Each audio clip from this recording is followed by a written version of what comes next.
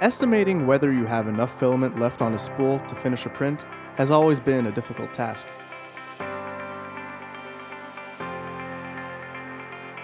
More often than not, we find ourselves with an incomplete print. Our team at Dyze Design has developed a solution for this problem. Meet the Filament Sentinel. It's designed to temporarily pause your print when it detects that you've run out of filament. You can then calmly replace your spool.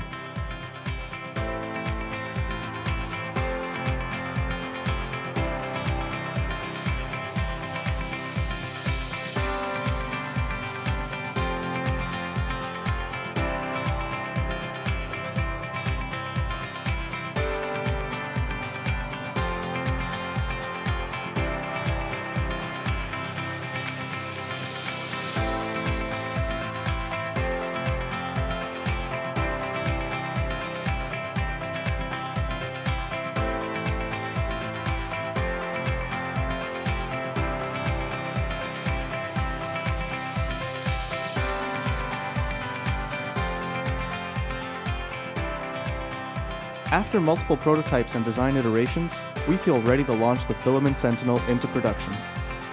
Your backing will help us ramp up production of the Filament Sentinel.